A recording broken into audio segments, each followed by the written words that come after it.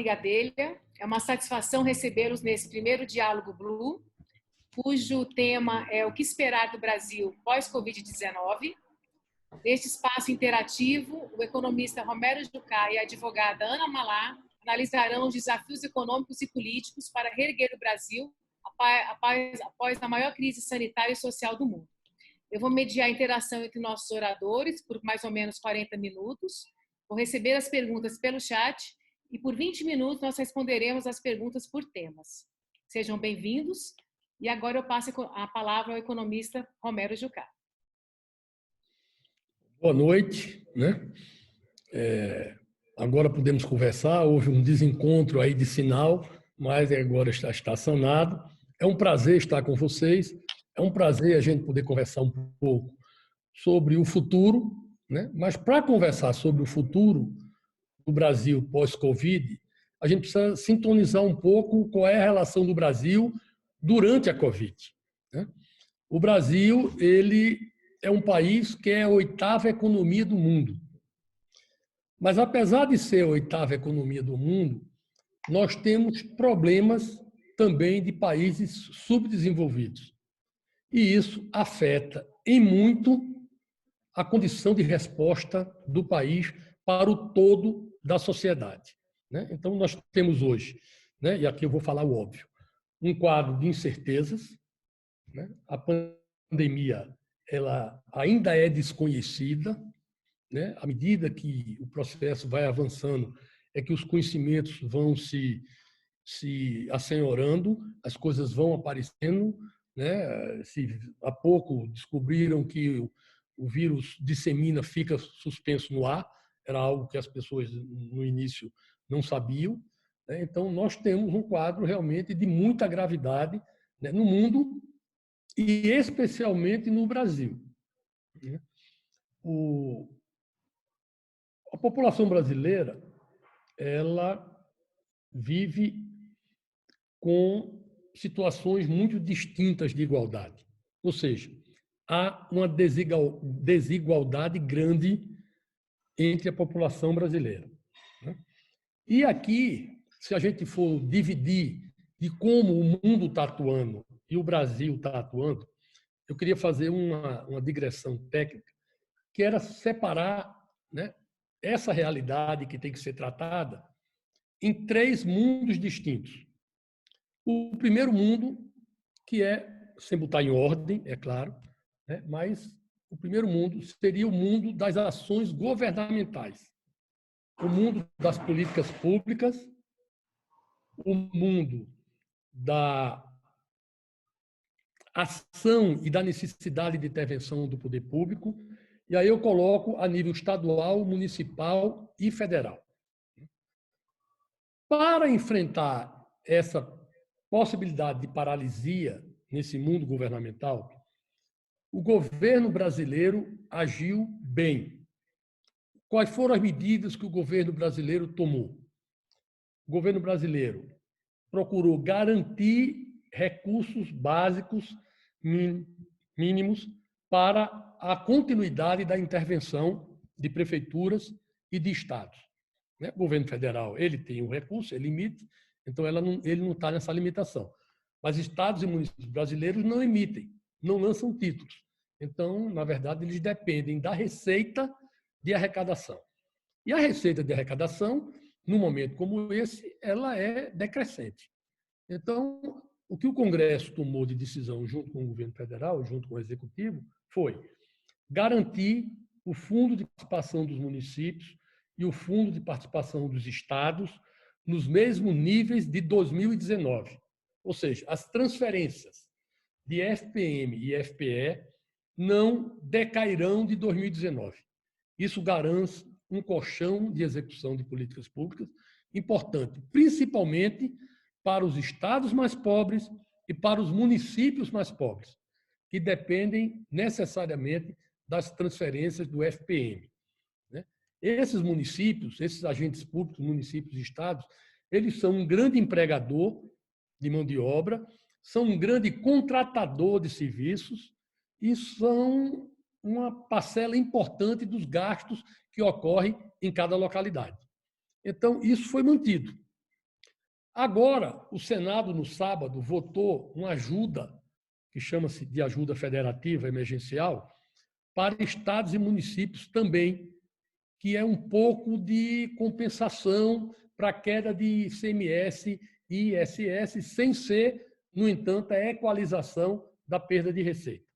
O Senado aprovou mais uma transferência. Isso é uma ajuda importante. A Câmara deve votar de hoje para amanhã e, portanto, esses recursos serão repassados em 4 parcelas para os estados e para os municípios brasileiros. Então, esse ponto de vista da atuação governamental, ela está, vamos dizer assim, mantida em condições razoáveis. E, portanto, não há um baque de atendimento e de atuação, de intervenção do poder público nos estados e municípios pela atuação governamental. O segundo mundo que nós temos, que eu divido, é o mundo privado, é um mundo privado formal. Ou seja, são as empresas, são os contratados CLT, terceirizados, são serviços prestados, são, enfim, quem vive na atividade formal da economia. Essa atividade formal da economia, ela tem uma perda grande. Nós estamos tendo lockdown em alguns lugares, nós estamos tendo isolamento social em muitos lugares, e isso, é claro, cria uma situação de extrema dificuldade para empresas, médias, pequenas, principalmente, mas também para grandes empresas que não estejam no radar do aumento de consumo, aumento de gasto de determinados produtos. Então, para essa camada, né, de empresas e de pessoas ligadas à economia formal, o que é que o mundo tem feito? O mundo tem procurado dar crédito, injetar recursos, garantir tratados de não demissão de servidores, fazer compensações tributárias e financeiras para manter o emprego. Aqui no Brasil, também se procurou fazer isso. Isso é uma receita mundial. Só que aqui nós temos uma dificuldade. Qual é a dificuldade?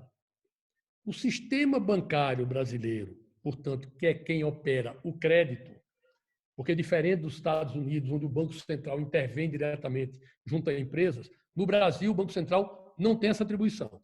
Toda a ação é através dos bancos, públicos e privados. Então, nós temos um sistema bancário extremamente concentrado, né? São grandes 5 bancos, outros bancos menores, que têm algum tipo de expertise diferenciada, financiamento de carro, crédito consignado, mas, na verdade, a massa de crédito pujante fica entre 4 e 5 bancos.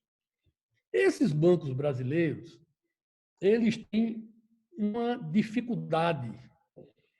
É que esses bancos brasileiros, eles não têm expertise de emprestar dinheiro e correr risco. Os bancos brasileiros não são acostumados a correr risco. Os bancos brasileiros são acostumados a ganhar dinheiro, a serem conservadores. Né? O sistema financeiro brasileiro de crédito trabalha com um spread, que é um valor de risco muito alto, que encarece a taxa de juros. Né? E como não podia ser diferente, neste momento de diminuição da atividade econômica, o spread, ou seja, o custo do risco, aumenta no Brasil, não diminui. E os bancos, como eles não têm essa expertise de emprestar dinheiro e correr risco, eles não estão preparados para isso. Então, o governo central, né, o governo federal, através do Banco Central, ele diminuiu o compulsório dos bancos, criou uma série de vantagens para os bancos emprestarem dinheiro. Né? Mesmo na folha de pagamento, que é um empréstimo específico que o governo federal criou, ele colocou que o risco é 85% do governo federal, mas é 15% dos bancos. E os bancos não estão operando com velocidade essa situação. Por quê? Porque os bancos não querem assumir 15% do risco. Então, nós estamos tendo algo que se chamou de empossamento financeiro. Ou seja, tem o dinheiro, mas o dinheiro não chega na ponta. Ninguém precisa.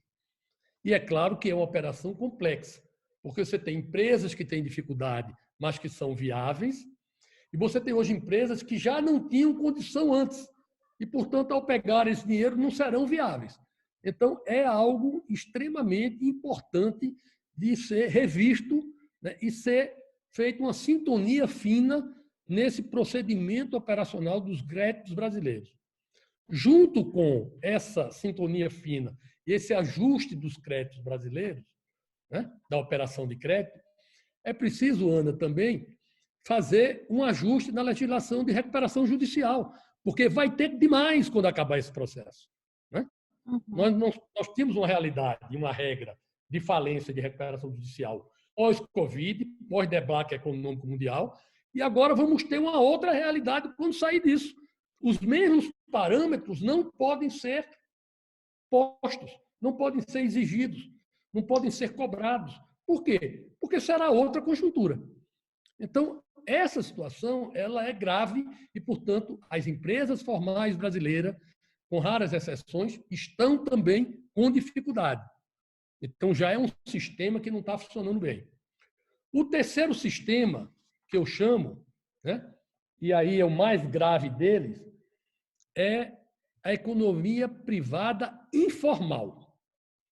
Ou seja, são os 70 milhões de brasileiros que não existem na economia formal. São as pessoas que estão à margem das políticas públicas maiores. São as pessoas que são chamados de os invisíveis na economia. E no Brasil, essas pessoas, elas estão desabilitadas nesse relacionamento com o governo. O governo, com raras exceções, tirando Bolsa Família e alguma coisa de Cade Único, não sabe onde achar essas pessoas. Essas pessoas não têm condição de procurar o governo. Né? E aí eu acho engraçado quando eu vejo a Caixa Econômica não entra pelo sistema da internet. Pelo amor de Deus, o sistema de internet não funciona no Brasil. Funciona nas capitais e olhe lá, dependendo do bairro. Então, como é que se cobra um acesso pela internet a alguém que não tem um iPhone e alguém que não tem internet? Essas pessoas estão desconectadas. Daí as filas horrorosas nas caixas econômicas para buscar ajuda de R$ 600. Então, essas pessoas, elas estão desamparadas. E a situação é grave, porque é sobrevivência, é comida na mesa do dia seguinte, que as pessoas não têm. Então, bate um desespero, né? As pessoas procuram, o governo federal, e aqui eu não quero fazer crítica na intenção, o governo federal tem a intenção de atender, começou a fazer uma conta de 30 milhões, né? Depois de 40 milhões, depois de 50 milhões, já chegou em 70 e está aumentando. Ou seja, o governo não sabe quantas são essas pessoas e como se comunicar e interagir para resolver o problema com essas pessoas. Então, esse também é um mundo que não está funcionando bem. Então, dos três mundos que precisam amparar a atividade de sobrevivência do país, nós temos um mundo governamental que funciona razoável, nós temos um mundo privado formal que não está funcionando bem, não está, né? Nós não tivemos ainda um debacle, uma grande massa de desemprego, porque ainda muita desinformação, muita esperança de empresas ainda terem a condição de receber o crédito, mas ao não receberem e a se estender essa situação, nós teremos uma onda de desemprego maior ainda. Já estamos em mais de 12 milhões, né? 1 milhão de desempregados a mais, mas a tendência é isso, aumentar, porque as empresas não verão a médio prazo o horizonte para manter as suas folhas de pagamento. Então, esse é o quadro que a gente tem hoje. Na política, uma grande instabilidade, né? Que é agravada, e aqui eu não quero fazer crítica, nem ataque, nem defesa do governo, tá? Mas existem países, tem 3 tipos de países que se depararam e atuaram na questão política perante a crise. O primeiro grupo de países, os países que se uniram e tiveram uma linha só. A gente pode pegar isso. A China, mas diria mesmo porque não tem crise política na China, né? Mas você pega o exemplo da Itália, o exemplo da Espanha, o exemplo da Alemanha. Então, você viu que houve um consenso de responsabilidade. E esse consenso de responsabilidade fez com que o país se marchasse unido para uma direção só, dando uma orientação só, dando um entendimento só, dando uma obrigação só. O segundo grupo de países é o grupo de países que se dividiram internamente. Então, uma banda, um lado puxava para uma determinada posição, os adversários puxavam para outra, né? E aí se tinha essa divisão que atrapalha o andamento do país. Né? Um exemplo disso é os Estados Unidos, que começou tarde, né? Mas o Trump teima em fazer política, agredindo governadores e dividindo isso, né? E tentando pegar carona em tudo, e, portanto, desagrega a intervenção do país. E também o Brasil, né? Pela divisão do governo federal com governadores, com prefeitos, né? Com isolamento social. E aí a gente tem um posicionamento de divisão e de confusão na cabeça da população. Né? E aí, como tem várias vertentes que se chocam, cada um da população, cada pessoa, tende a ir para aquela vertente que ela acha melhor para ela. Então, você vai nas cidades, em muitos cantos não tem isolamento social. Né? Por que não tem isolamento social? Porque as pessoas estão precisando de dinheiro, porque essas pessoas não receberam a ajuda de R$ 600 para comprar comida em casa. Ou porque que tem empresa querendo abrir? Porque aquela empresa, pequena empresa, não recebeu o crédito nem a ajuda necessária para fechar as portas e aguentar até o fim da necessidade de manter o isolamento social. Isso foi feito nos países que se uniram, mas não foi feito nos países que se dividiram. E o terceiro grupo de países, né, é os países que rejeitaram o vírus, procuraram dizer que isso é uma coisa menor. Nisso, o Brasil novamente está incluído. Então, nós estamos incluídos, dos 3 modelos, nós estamos incluídos em 2, o que se dividiu e o que rejeita. Né? E aí você tem outros países da antiga cortina de ferro, que não adianta falar. Então, são muito poucos os líderes mundiais que dizem que o coronavírus é um resfriadinho. As pessoas têm a noção e a importância da gravidade do assunto presente e futuro. Porque o nosso tema aqui é discutir o futuro. Só que você precisa aprumar o presente, você precisa orientar corretamente o presente, porque se você não orientar corretamente o presente, você não chegará num bom futuro, na direção correta. Se você orienta erradamente o presente, você afunda no futuro. Então, essa situação é uma situação muito complicada, né? Muito complicada. Aí, dado esse panorama, né, sem querer me estender muito, mas desculpem, mas eu acho que é importante a gente fazer essas colocações até para situar as perguntas depois, a gente vai para a realidade de como o Brasil vai poder enfrentar o futuro. O Brasil e o mundo. Esse é um drama que as pessoas estão vivendo em todos os lugares. Isso não é primazia do Brasil. Agora, tem países que estão respondendo de um jeito, positivamente, e tem países que estão respondendo de um jeito não muito positivamente, né? Ou negativamente. Né? No caso do Brasil, nós temos alguns desafios para o futuro. Alguns desafios. Primeiro, temos que construir uma estabilidade política. Porque se a economia é algo que depende de leitura de conjuntura e de estabilidade, né? Nenhum outro preceito econômico, mesmo que esteja forte no Brasil, não trará investidores nem ativará a economia se não houver estabilidade no sentido das pessoas terem garantia de investir, de gastar, de comprar, ou seja, de sair para viver a vida normal. Então, nós temos aí o desafio da estabilidade. É o primeiro desafio. E a gente vai conversar aqui nas perguntas, eu não vou me estender, senão vou ter que repetir de novo. Depois do desafio da estabilidade, nós temos o desafio da economia. Economia que é dividida em 3 etapas. A economia emergencial, que nós estamos enfrentando agora, que vai receber o crescimento negativo brutal do PIB brasileiro e do mundo. Depois, a economia da estabilização, que é sair do buraco do decréscimo do PIB para trazer a estabilização a zero pouco, a 1, que é o que nós fizemos durante um ano e meio, 2 anos do governo Michel Temer.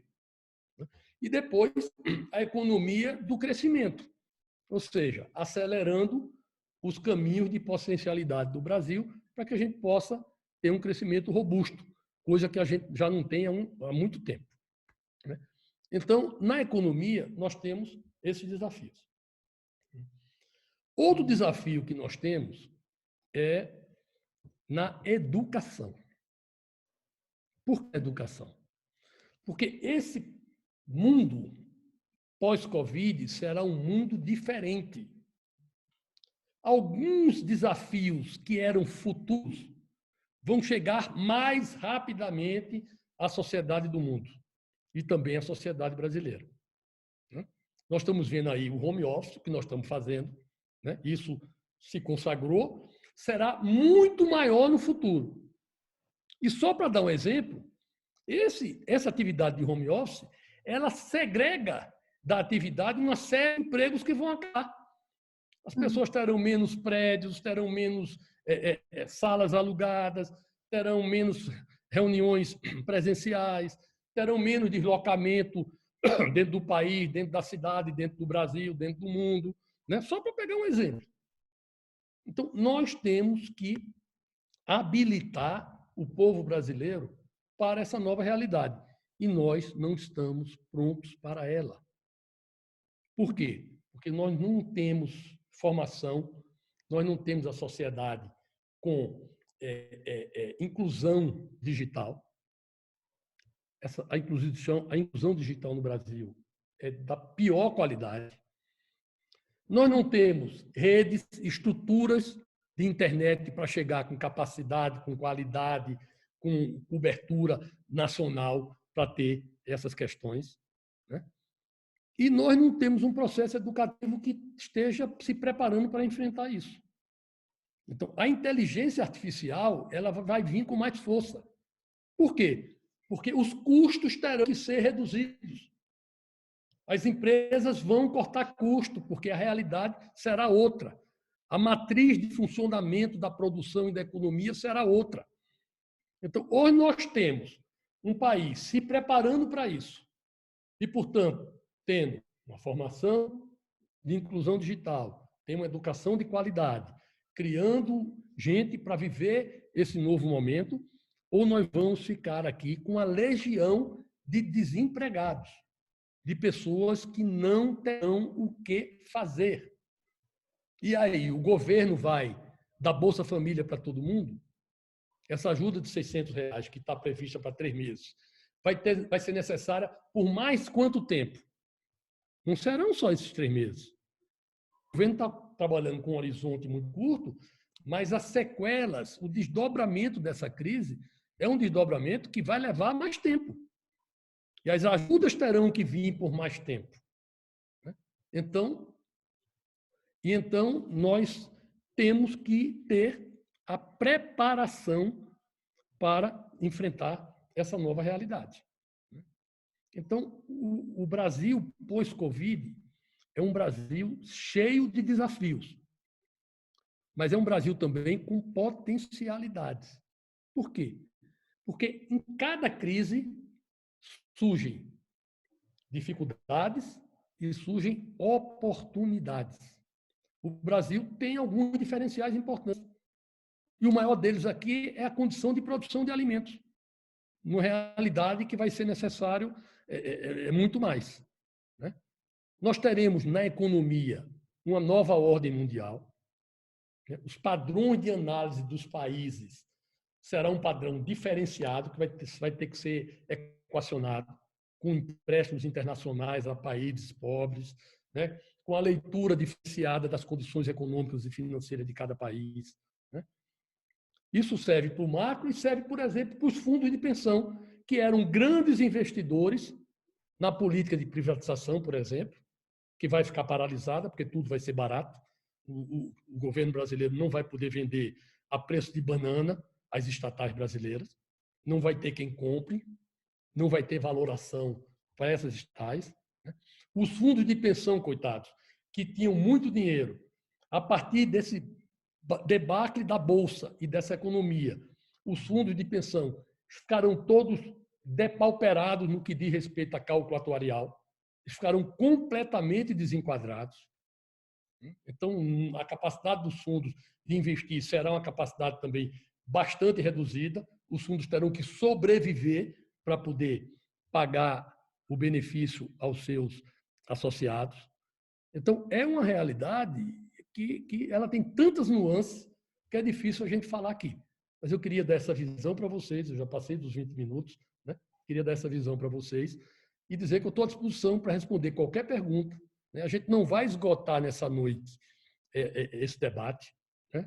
Porque, como eu disse, para onde você olhar, você vai ver dificuldade, você vai ver desafios, você vai ver coisas que são desconhecidas, né? Ontem a XP fez essa semana a XP fez um debate com Warren Buffett, lá aquele mega investidor mundial, né? Cara, de renda pessoal, ele tem 70 bilhões de dólares, e ele disse: eu não sei o que eu vendi logo no começo as minhas ações de companhias aéreas, porque eu sabia que ia ser complicado, mas eu estou parado porque eu não sei o que tem na frente. Eu não posso fazer nenhum movimento brusco porque eu não sei o que é que tem na frente. Então, se o cara que tem 70 bilhões de dólares, né, e o conhecimento que ele tem, a rede de informação de analistas, de profissionais da mais alta categoria, cientistas, né, políticos, cientistas econômicos, pessoas da mais alto gabarito, e não tem caminho traçado, você imagine os países menos estruturados, né, que vão enfrentar esse desafio e ainda tem a responsabilidade de zelar pelo bem-estar da população, coisa que os empresários não têm, né? O país não pode fechar. O empresário pode fechar uma empresa que dá prejuízo, o país não pode fechar. O Brasil não pode fechar. O Brasil tem que funcionar para ter condição de vida e dignidade às pessoas que moram nesse país, apesar de muitos não terem, né? E se a gente não cuidar, essa desigualdade vai aumentar. E isso a gente não pode deixar acontecer. Obrigado aí pela paciência. Obrigada, Romero. Bom, a Ana, a nossa especialista em direito econômico, ela vai fazer uma breve contextualização e vai fazer um bate-bola com o Romero também. Sua palavra, Ana. Bom, boa tarde a todos, já boa noite quase, né? Um prazer estar aqui, um prazer debater com o Romero. Estou aqui mais para aprender, como todos, do que para debater, na verdade. Romero, bom, como advogada especialista em defesa da concorrência, há 15 anos eu tenho tido a oportunidade de defender os interesses de empresas dos mais diversos setores e de portes também, né? Na conjuntura atual entre os clientes, e aí agora eu vou falar como porta-voz das empresas, né? Como advogada especializada, a gente não está aqui hoje para um debate jurídico, e sim um debate político-econômico. Então, vou transmitir perguntas que hoje, na verdade, questionamentos que estão deixando inquietos e insônios os empresários, né, desse país. E vou começar pelo meio, vamos deixar a política para daqui a pouco, porque eu tenho certeza que tem muitas, já devem ter várias perguntas sobre o assunto, querendo, obviamente, a sua vasta experiência, mas também por ser um assunto mais polêmico, eu proponho da gente começar pelo meio e falando, então, sobre as suas explanações, as suas colocações do cenário econômico, né, projeções para o cenário econômico.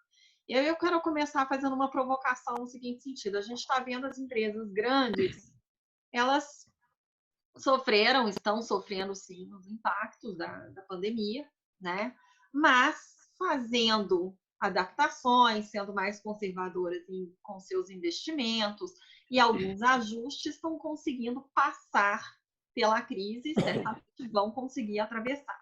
Vamos falar das PMEs agora, as pequenas e médias empresas, essas sim, brutalmente impactadas, né? E com mais dificuldade de acesso ao crédito, como você bem colocou, né? A gente tem aí os bancos emprestando cada vez mais para as grandes, que continuam tendo facilidade no acesso ao crédito, né? E os números recentemente divulgados pelo Banco Central mostram isso, né? A gente teve um recorde de saldo histórico, né? De 983,7 bilhões, um aumento aí de 81 bilhões no empréstimo para as grandes empresas.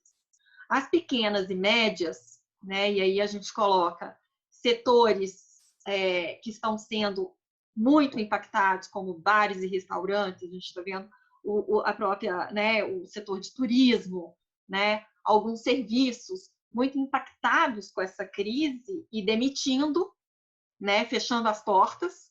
Esses continuam enfrentando burocracia, grande burocracia no nosso país, elevada burocracia, e dificuldade de acesso ao crédito, porque pelas razões óbvias, né, que as regras são muito duras para empréstimo. Não à toa que o aumento deles foi de apenas 11,4 bilhões em comparação com os 81 bilhões emprestados para as grandes empresas. Então, na sua avaliação, você acha que essas medidas anunciadas aí pelo Ministério da Economia, elas chegam a tempo de salvar, de evitar um grande... Já temos prejuízo, né? A cada dia que passa, a gente vê na imprensa os restaurantes, os shoppings, as lojas fechando as portas, redes de lojas, às vezes, também decretando falência. Mas, enfim, você acha que essas medidas chegam a tempo de evitar um colapso, um dano ainda maior, né, de uma onda de falências e de endividamento do empresariado? Bom, Ana, primeiro dizer que eu torço para que essa ajuda, que esse oxigênio chegue até as micro e pequenas empresas, que são mal recebidas nos bancos, que morrem na burocracia e na necessidade de ter garantias que elas não têm, e, portanto, que ficam à margem dos grandes números da economia. Essas pessoas é que dão emprego no Brasil, é a pequena e microempresa que dá emprego no Brasil. Está em todo canto. É um patrimônio nacional, diferente de grandes empresas. Você não tem grandes empresas em todos os estados, em todas as cidades. Você tem microempresas e pequenas empresas em todos os estados, em todas as cidades. Você falou o caso, por exemplo, de bares e restaurantes. Qual é a minha dificuldade de acreditar que pode ter uma saída?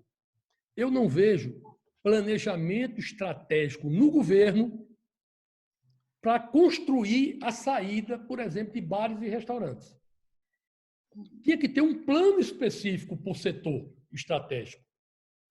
E aí, qual é o plano? É sentar com a Abrazel, com diversos segmentos, é o seguinte, como é que nós vamos fazer? Nós vamos viver 3 meses fechado, depois o que é que se precisa fazer para dar crédito para quem precisa trabalhar, fazer entrega a domicílio, depois como é que nós vamos abrir, o que é que tem que abrir, qual é a perspectiva de vocês. Você tem que fazer uma gradação de uma política de apoio para o mergulho no buraco e para sair do buraco.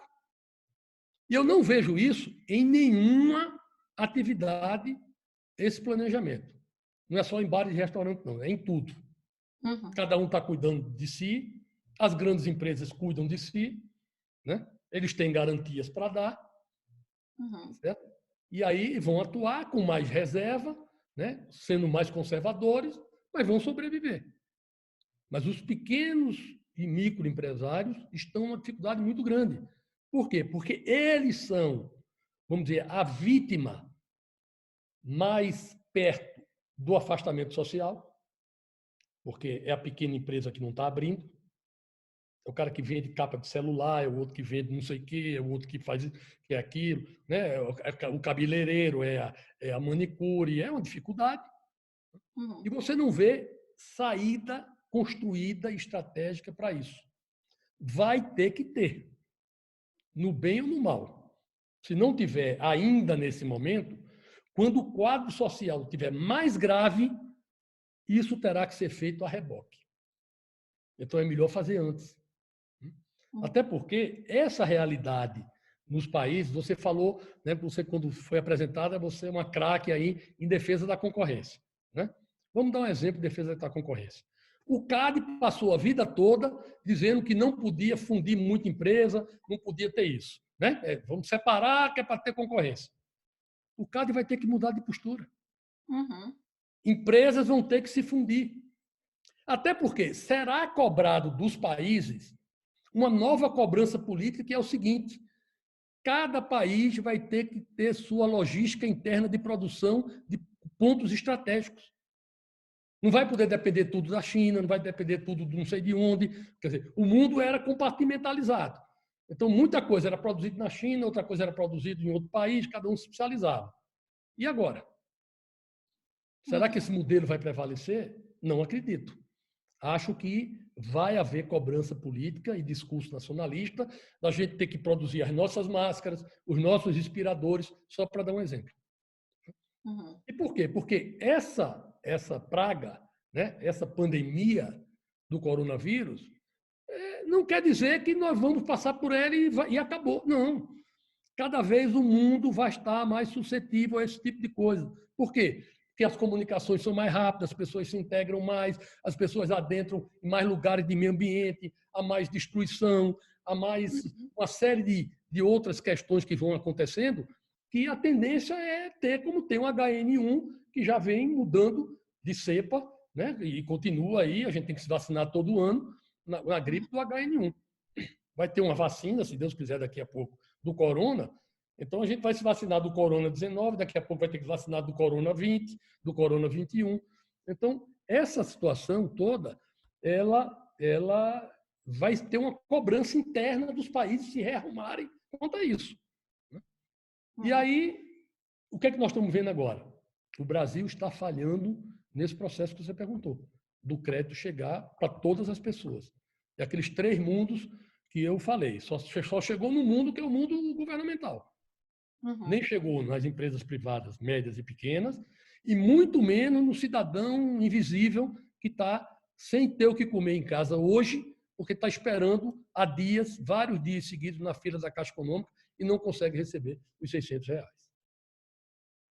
Agora vamos falar de um tema que é de interesse das grandes, até porque elas vão se beneficiar bastante, as reformas. A gente está vendo hoje o legislativo voltado, concentrando esforços, obviamente, nas medidas emergenciais, e é assim que tem que ser, pelo menos até a gente passar pelo ápice da crise, né? Que sabe-se lá quando isso vai acontecer. Passado esse cenário crítico da Covid, porque eu acho que também a gente está falando de futuro no cenário pós-Covid, mas a pandemia, né, crítica tem duração limitada, mas a gente está falando de um vírus, como você disse aí mais cedo, que se propaga pelo ar, que ninguém sabe ainda como vai controlar e quanto tempo vai ficar entre a gente, né? Então, vamos colocar aqui de cenário pós-crise do Covid, não pós-Covid, né? Assim, tentando enxergar já o legislativo voltando ali para o seu parlamento, voltando ali para a sua rotina normal. Vai ter clima num cenário imediatamente pós-crise Covid para voltar a se discutir reforma? Na sua opinião, qual deve ser a prioritária? Será que é mesmo a tributária, já que, né, ela está intrinsecamente ligada ao crescimento econômico, né? Ela que deve ser priorizada e será priorizada? Veja bem, Ana, é como você falou, né? Essa crise e as consequências, elas vão demorar para passar. Isso vai ser medido ao longo do tempo, do que a gente vai ter que mudar. Então, você falou muito bem, nós estamos discutindo o pico da crise, né? Mas depois do pico da crise, nós estamos discutindo a descida do tobogã do pico da crise. O Congresso, tem sido parceiro e tem aprovado tudo e mais alguma coisa do que o governo pediu ou encaminhou. É bom lembrar, o ano passado, o Congresso aprovou a reforma da Previdência, independente da má condução do governo federal, da má coordenação política do governo federal. Agora, no período do Covid, o Congresso também tem aprovado diversas medidas e tem proposto medidas que o governo não propôs porque o governo não sabe propor. Uhum. O orçamento de guerra foi uma iniciativa do Congresso, correta, porque separa o que é orçamento normal de custeio dos ministérios e dos programas permanentes da emergência, né, do combate ao Covid, para isso ficar bem caracterizado. Criou essa saída para a ajuda de estados e municípios. Então, o Congresso tem respondido. Agora, você fala reformas estruturais. Que reformas estruturais? Você falou da reforma tributária. Ana, até hoje, o governo federal não encaminhou uma proposta de reforma tributária ao Congresso. Até hoje. 1 ano e 4 meses de iniciado esse governo. Não encaminhou. Uhum. Reforma administrativa. Também não. O congelamento do aumento de salário dos servidores públicos nas 3 esferas foi proposto dentro do Senado. Não foi o governo federal que propôs. E aí, você diz, e as reformas estruturais? Nós temos que ver que país sai para ver onde a gente vai precisar reformar. Esse é que é o problema. Vamos pegar a reforma tributária, que o governo não mandou ainda, o governo não sabe o que é que quer. Nós temos, hoje, um sistema tributário em cima de atividades da economia que vão perecer ou vão sofrer muito com a crise do Covid. O que vai sair depois? Nós temos que reconstruir a atividade econômica para poder ver que tributo você vai cobrar aonde para dar efetividade. Entendeu? Uhum. Porque senão você vai criar um tributo de uma atividade que não vai render nada, por exemplo. E a perda dos estados? Como fica o ICMS dessa crise? A mudança, vou dar um exemplo a você, que vai acontecer. Eu já tenho discutido isso no financiamento da Previdência Social. Ora, a Previdência Social, ela tem o seu financiamento em cima de cobrança em folha de pagamento. Uhum. Nós vamos ter um aumento do desemprego. Nós vamos ter, portanto, um aumento do déficit da Previdência. Nós vamos ter mais gente com seguro-desemprego, o aumento da despesa da Previdência. Nós vamos ter, com a inteligência artificial, menos gente trabalhando, portanto, menos gente contribuindo em cima da folha de pagamento. Então, eu estou dizendo, eu fui ministro da Previdência, eu estou dizendo há um tempão, o financiamento da Previdência Social não pode ser em cima de folha de pagamento. É uma burrice no Brasil. Porque o Brasil precisa contratar gente, gerar emprego e taxa o cidadão que vai se aposentar, ok, ele dá uma contribuição, mas taxa o empregador que contrata aquele funcionário. Uhum. O financiamento da Previdência tem que ser feito em cima do faturamento das empresas. Por quê? Porque o faturamento das empresas é crescente, independente dela ter ou não ter muitos funcionários. Banco. Daqui a 4, 5 anos, quantas agências bancárias vão ter atendendo gente? Uhum. Bem menos do que tem hoje. Tá certo? O banco vai ter mais lucro do que tem hoje? Vai. Então, ele tem que contribuir para a Previdência Social, para a Seguridade Social do país, em cima do faturamento dele. Não é dos funcionários que ele está pagando na folha de pagamento. Se ele fizer isso, em cima do faturamento, pode ser até que ele contrate mais gente, porque não vai pegar mais, não vai pesar mais no bolso dele. Ele pode querer melhorar algum tipo de atividade. Então, a reforma tributária, ela, como a gente via ela antes da crise, ela é uma reforma que ficou velha. porque a conjuntura e a realidade serão outras. E que ninguém sabe o que é ainda. Se o governo federal não sabia, na realidade anterior, que não tem proposta ainda, imagine uma realidade que a gente não sabe qual é ainda do futuro. Então, vai ter que esperar baixar a poeira para ver como se reconstrói o tecido produtivo, né, que gera renda. E renda gera o quê? Imposto. Né? É a atividade produtiva que paga o imposto. O governo não cria dinheiro. O governo toma dinheiro, arrecada dinheiro, né, de quem trabalha, de quem gera atividade produtiva no Brasil. Então, como vai ser gerada essa atividade produtiva? Onde vai gerar mais, onde vai gerar menos? O que é que vai eclodir como bom negócio, o que é que não vai eclodir? Então, não adianta fazer uma reforma agora para constar, só para dizer, estamos fazendo uma reforma. Vai dar com os burros na água. Se fizer, vai ser inapropriada. E, portanto, não vai ter condição de fazer uma boa reforma. Para a reforma tributária e algumas outras reformas. Outras precisa fazer. Essa questão, por exemplo, da produção de produtos estratégicos no Brasil, nós temos que ter. Né? Agora, os países vão se fechar no protecionismo, eu não tenho dúvida. Os Estados Unidos já estava se fechando antes, né? E agora ainda mais não vai depender muito da China, tá certo? Tudo vai ajustar. Nós vamos ter que ajustar também. Só que protecionismo gera custo.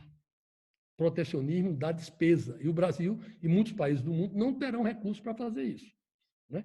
Outra situação que vai acontecer, o dólar como moeda, com o SWIFT, que faz todo o intercâmbio da movimentação financeira no mundo, vai deixar de ser.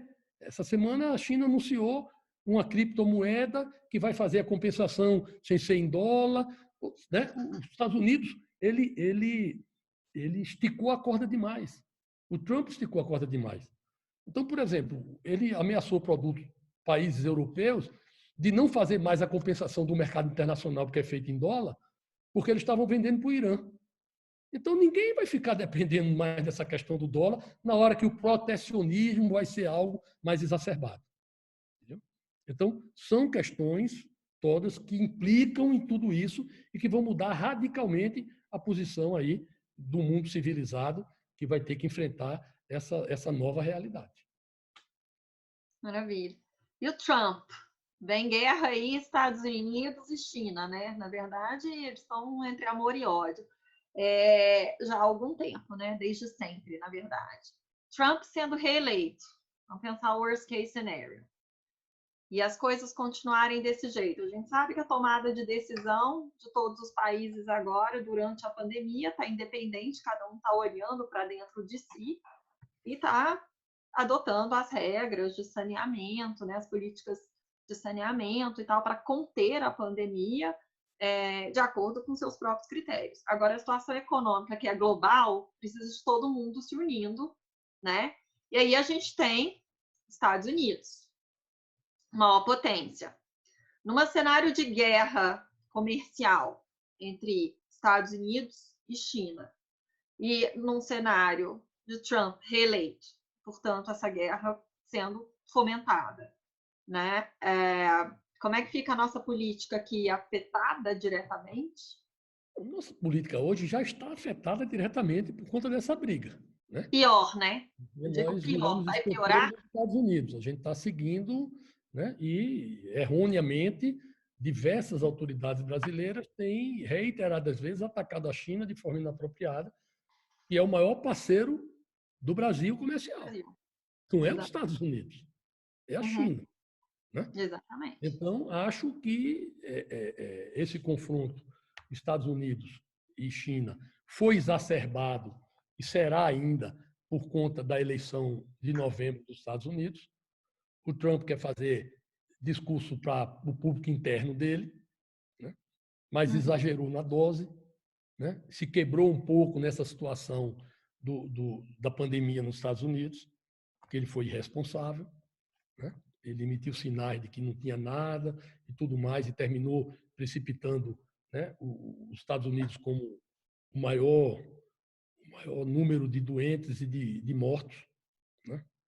Espero que o Brasil não esteja na mesma linha, tenho temor que o Brasil fique na mesma linha. Né? O Então, daqui se inspira bastante no de lá, né? não temos que copiar os Estados Unidos nas coisas ruins. Né? Uhum. Agora, eu torço na eleição americana pelo Joe Biden, né? Uhum. Porque o Mais Trump segurança para todos nós. é ainda exacerbar esse desequilíbrio mundial. Nós vamos viver um momento em que vai ser preciso o mundo ter equilíbrio, reciprocidade, parceria e humildade dos países grandes para poder construir essa nova ordem econômica e social. Porque não adianta criar uma nova ordem econômica para os países grandes sobreviverem e os pequenos morrerem. Né? Forçosamente, essa ordem é uma ordem nova social, né? De responsabilidade com o próximo, com tudo isso que a gente vê em gestos individuais de pessoas durante a doença, e a gente espera que isso possa permear a maioria no mundo. Agora, você precisa de líderes mundiais que levem isso adiante. Né? Então, a postura do Trump é muito ruim. Infelizmente, a postura do nosso presidente também é muito ruim. Né? Então, a gente fica numa situação ali meio caudatário das posições americanas, e isso não é bom para o Brasil. A política externa brasileira sempre foi uma política externa multilateral, sempre foi uma política externa, né, que se dava bem com todos os países. Não é à toa que, por conta disso, é o Brasil que abre os trabalhos com discurso na ONU. Por que foi escolhido o Brasil? Porque era o país mais rico? Não, porque era o país onde todos se encontravam, a gente não tinha aqui discriminação interna de todo mundo, de todas as migrações. O país tem essa transição. Não tem por que a gente perder isso. Então, eu acho que se o país reencontrar o seu eixo, a gente tem condição de ajudar, até porque o Brasil tem programas sociais importantes que podem servir de exemplo. Eu me preocupo, por exemplo, está chegando agora a Covid na África. Como vai ser essa situação na África, daquelas pessoas subnutridas, que não tem água para beber, que não adianta dizer vai lavar a mão, não vai lavar a mão, entendeu? Não tem esgoto, né? Bem que a gente aqui tem muito lugar que também não tem esgoto, né? Mas não tem esgoto, tudo, muita gente subalimentada, né? Quer dizer, como vai ser essa chegada maciça do pico da Covid na África? Os países do mundo têm que se preocupar com isso. É uma ordem mundial. Então, é muita interrogação, é muita incerteza na frente para a gente traçar um caminho já definido. O caminho vai ter que ser construído à medida que a gente vai andando. Nós estamos com a vela na mão, tem uma escuridão pela frente, nós não temos farol de milha, não estamos vendo lá na frente, não. Nós estamos com a vela, então tem que ir tateando e vendo o que é que vai fazer. Agora, para fazer isso, tem que ter equilíbrio, responsabilidade, bom senso, né? E capacidade de liderança e unidade nacional. Alguns países no mundo estão tendo, outros não estão tendo. Perfeito. Eu sei que a conversa é muito produtiva, poderíamos ficar vários dias conversando sobre isso. Queria trazer algumas perguntas aqui dos nossos participantes. São várias, e aí eu vou tentar trazer uma que não foi suficientemente respondida aqui durante o nosso bate-papo. Sobre os bancos, além de não estarem acostumados a não correr os riscos, como disse o senador, ainda empreendem sob a proteção da verticalização. Será que temos chance de derrubar a verticalização e ampliar a concorrência? Bom, isso é uma mudança de legislação. Qual é a dificuldade agora? É que para você fazer isso, você desestrutura o que você tem e você não atrai também, porque o mercado todo mundial está em dificuldades. Né? Não é a hora de investir. Agora, dentro da condição operacional que nós temos, dá para o Banco Central abrir, né? Trabalhar mais com fintechs, fazer outros tipos de caminho. Eu acho que vai ter que ter criatividade. Tem que ter bom senso e criatividade. Né? Então, esse desafio do crédito, chegar nas pessoas, é um desafio que o Brasil tem que enfrentar. Isso tem que mudar. Bom, é uma pergunta que todo mundo queria perguntar e todo mundo quer a resposta, mas, enfim, estão te perguntando. O que o senhor faria se fosse gestor, diferente da atual gestão, tanto no enfrentamento da pandemia em si e, posteriormente, na recuperação da economia? Isso aqui é para gente passar um dia falando. Bom, eu acho que qualquer gestor experiente, né? Infelizmente, o governo brasileiro hoje tem muita gente inexperiente e isso atrapalha, né? Porque eles confundem boa vontade com experiência e saber fazer. E são duas coisas diferentes, né? Eu acho que tem que se ter uma pacificação do país, né? Não poderia ter chegado no nível que chegou de divisão. Divisão essa que é estimulada todos os dias, ou seja, vem se aprofundando, não vem se amainando. E na questão da economia, é isso que eu falei. Cada mundo você tem que enfrentar com características diferentes, com criatividade diferente, com rapidez, né? O Brasil não adianta tratar burocraticamente os remédios que tem que aplicar. Se for tratar burocraticamente, o paciente vai morrer, qualquer que seja ele, em qualquer situação. Então, tem muita coisa para ajustar, né? E experiência, bom senso, criatividade, né? E responsabilidade, consequência com as coisas. É isso que o Brasil tem que ter.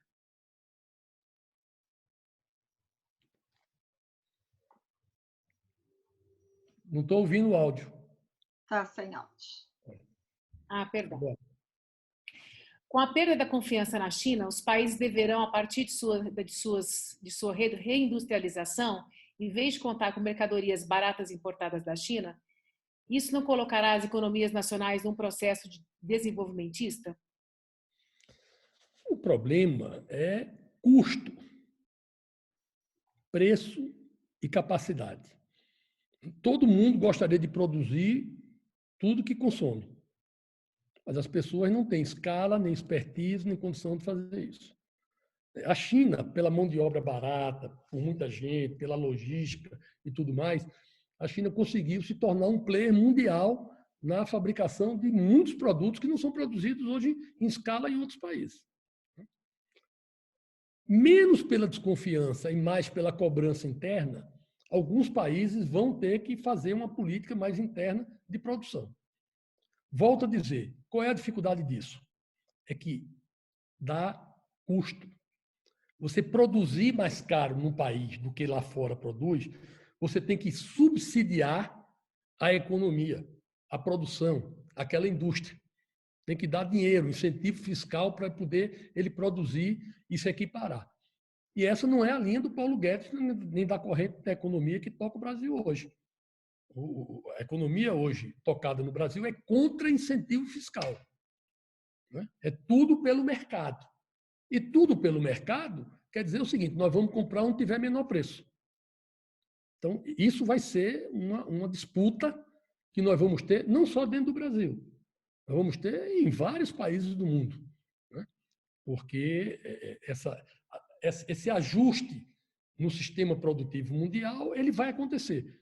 Mas o tamanho dele vai depender da capacidade interna de cada país de poder bancar essa mudança de realidade e uma produção a um custo mais alto. Sem som, Fabi. Uma última pergunta. Diante de toda essa crise da pandemia, houve graves reflexos na economia. Qual seria o melhor sistema de governo para o Brasil? O presidencialismo ou o parlamentarismo? Olha, eu acho que não é hora de falar em parlamentarismo. Eu sou parlamentarista, mas em outra situação. Hoje, efetivamente, não dá para você discutir um regime numa crise como essa, porque aí a disputa vai se mudar, vai se redirecionar para a questão política e se perde a unidade para enfrentar o drama do Covid e do pós-Covid, né? Então, o embate político hoje é um desserviço a essa realidade que a gente tem que enfrentar. Eu, quando vejo a oposição falando mal do presidente, quando vejo o presidente falando mal dos governadores, tudo isso é um desserviço, né? Fez certo o Rodrigo Maia, que recebeu uma série de pedidos de impeachment do presidente e segurou. Porque não é, você imagina se você abre um impeachment do Bolsonaro numa altura dessa. Qual a condição e equilíbrio que o Bolsonaro vai ter para conduzir e liderar o país nessa retomada, por exemplo? Quer dizer que ele tem condição? Não sei. Quer dizer que vai ter impeachment? Também não sei, mas isso não é a hora nem de ver. Eu acho que primeiro nós temos que salvar as pessoas, e isso o Congresso está correto, nós temos que salvar as pessoas primeiro, e posteriormente discutir aí sim o rumo que nós vamos fazer da construção, da reconstrução do país. E na discussão dessa reconstrução, aí cabe até uma discussão de sistema de governo. Tem gente que defende a monarquia, que eu não defendo, né? Eu defendo um presidencialismo com liderança, né, respeitando o equilíbrio dos poderes, mas o meu preferido para o futuro é um parlamentarismo, porque no parlamentarismo, quando há uma crise, cai o parlamento, dissolve-se o parlamento, cai o primeiro-ministro, o presidente convoca outras eleições e aí o povo escolhe e dá a mudança política que quiser dar. Né? Então, é um processo mais civilizado. Mas, como agora não é a hora de tanta civilidade, é a hora de você fazer enfrentamentos responsáveis, né? Eu acho que a gente tem que acalmar esse quadro político, né? E poder enfrentar os verdadeiros dramas da hora do povo brasileiro, que é... Quero pegar um gancho nessa última perguntinha, Romero, só para fazer mais uma pergunta. Vamos considerar como anexo a essa pergunta. A gente falou em solidariedade entre países. É viável solidariedade entre poderes para a gente sair da crise? Porque agora a gente está vendo, né, além de executivo com legislativo, entrou o judiciário na briga também. Com esse atual governo, é viável a gente fazer essa aliança, esse pacto, na verdade, de solidariedade para conseguir superar essa crise? Veja bem, eu acho que isso depende do presidente. Porque o Congresso foi solidário ao Executivo o tempo todo aprovando as coisas. O Supremo Tribunal Federal, o Judiciário, é solidário. Agora, ser solidário não é baixar a cabeça para arbitrariedades, para as coisas que não estão corretas. Né? O exercício, o equilíbrio dos poderes pressupõe direitos e obrigações de cada um. Né? Às vezes o presidente passa um pouco disso. Né? Mas vejo, tanto no Judiciário quanto no Congresso Nacional, né? A disposição de fazer efetivamente uma colaboração. Eu acho que nós temos que pacificar o país. Né? Eu, por exemplo, não defendo eleições municipais esse ano. Por que eu não defendo eleições municipais esse ano? Porque em cada município hoje, tratar do Covid virou uma briga. É o prefeito mandando fechar e o adversário do prefeito esculhambando o prefeito que ele está fechando para poder tentar desgastar o prefeito para ele não ser candidato à reeleição ou não ganhar a eleição. Se nós tivermos ainda um aumento dos casos de Covid no Brasil, como vamos ter, infelizmente, é o que tudo indica, o aumento de mortes, que clima vai se ter, o que é que vai presidir a discussão política dos municípios num momento como esse? Isso é um desserviço à democracia e à política. Porque só vão prosperar discursos inflamados, nacionalistas, equivocados, odiosos, né? Então, isso não, nós temos que cuidar das coisas. Né? Não adianta ter a receita pronta.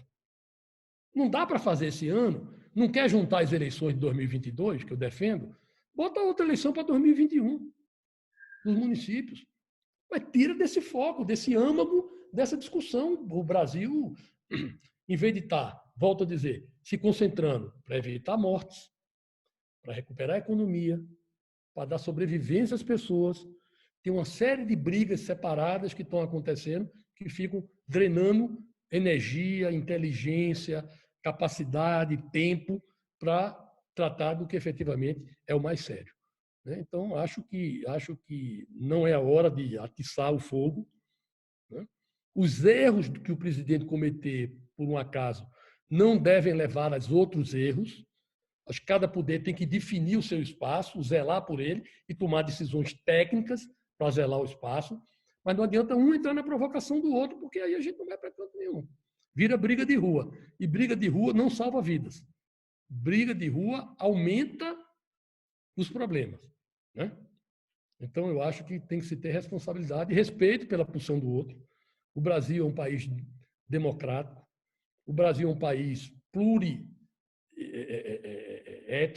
né? É um país plurirracial, né? É um país em que as ideias políticas vão de um lado ao outro do espectro político mundial. Então, nós temos que respeitar a situação de cada um. Todo mundo tem que dizer, todo mundo, nós temos uma democracia. Cada um tem direito de dizer a bobagem que quiser dizer, desde que não atinja o outro. Então, a gente não pode querer cercear as posições, bater em jornalista. Esse tipo de coisa não leva a canto nenhum. Leva à barbárie. E a barbárie não é um bom caminho para ninguém.